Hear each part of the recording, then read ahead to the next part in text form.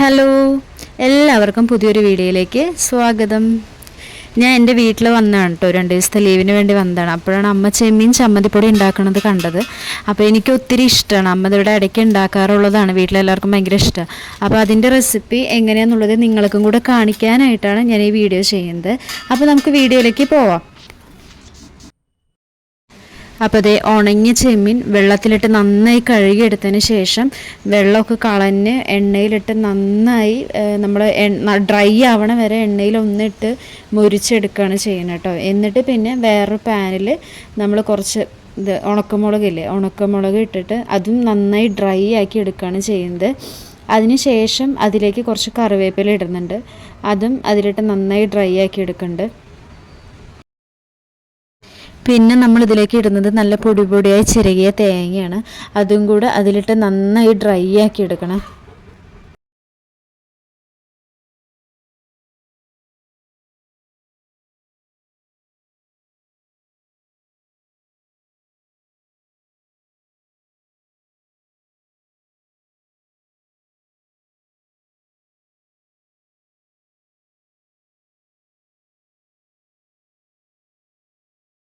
അപ്പോൾ തേങ്ങ നല്ല ബ്രൗണിഷ് കളർ ആവണ വരെ നമ്മൾ നന്നായിട്ടൊന്ന് ഇളക്കി കൊടുക്കുന്നുണ്ട് കേട്ടോ.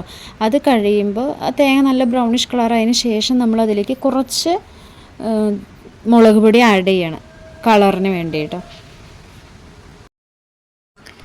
തേങ്ങ നമ്മൾ നല്ല ഡ്രൈ ആക്കി എടുക്കണമെന്ന് പറഞ്ഞാൽ നമ്മുടെ ചമ്മന്തിപ്പൊടി കേട് വരാതിരിക്കാനാണ്. നല്ല ഡ്രൈ ആക്കി എടുക്കുമ്പോൾ എത്ര ദിവസം വേണമെങ്കിലും ഇരുന്നോളും. അല്ലാന്നുണ്ടെങ്കിൽ നനവുണ്ടെങ്കിൽ ചിലപ്പോൾ പെട്ടെന്ന് ചമ്മന്തിപ്പൊടി കേട് വരാനുള്ളൊരു സാധ്യതയുണ്ട്. അതുകൊണ്ടാണ് നമ്മൾ തേങ്ങ നന്നായി അതിലിട്ട് അതിൽ വെള്ളമൊക്കെ പോണ വരെ നന്നായിട്ട് ഡ്രൈ ആക്കി എടുക്കണം കേട്ടോ. പിന്നെ നമ്മൾ കുറച്ച് പുളിയും കൂടെ ആഡ് ചെയ്ത് കൊടുക്കുന്നുണ്ട് കേട്ടോ.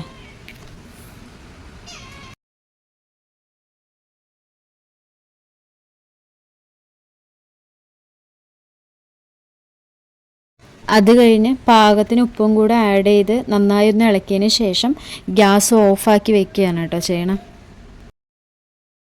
ഇതിൻ്റെ ഇടയിൽ അമ്മ ഒരു പ്രത്യേക കാര്യം പറഞ്ഞ്, നമ്മൾ തേങ്ങ ചിരവുമ്പില്ലേ നന്നായിട്ട് പൊടിയാക്കി ചിരവാൻ, അപ്പോഴാണ് അത് നന്നായിട്ട് പെട്ടെന്ന് ഡ്രൈ ആവുള്ളൂ, നല്ല മുരിഞ്ഞ് കിട്ടുള്ളൂ എന്നാണ് പറയണത് കേട്ടോ.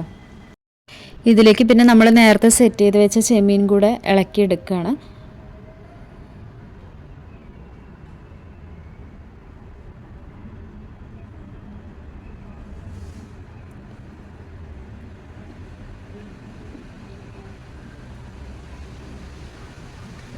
ഇനി നമുക്ക് ഗ്യാസ് ഓഫാക്കാം.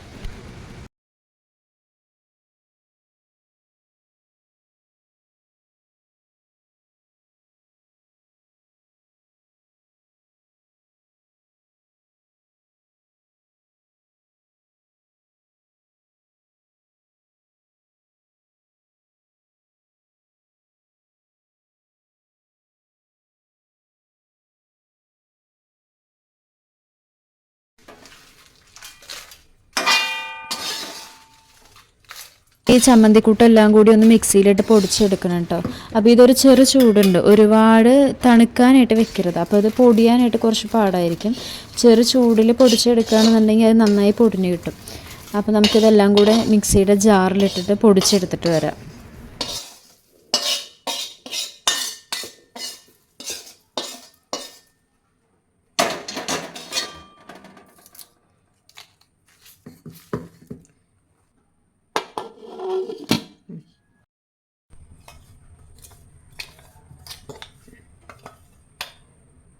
അങ്ങനെ നമ്മൾ ചെമ്മീൻ ചമ്മന്തിപ്പൊടി ഇവിടെ റെഡി ആയിട്ടുണ്ട് കേട്ടോ.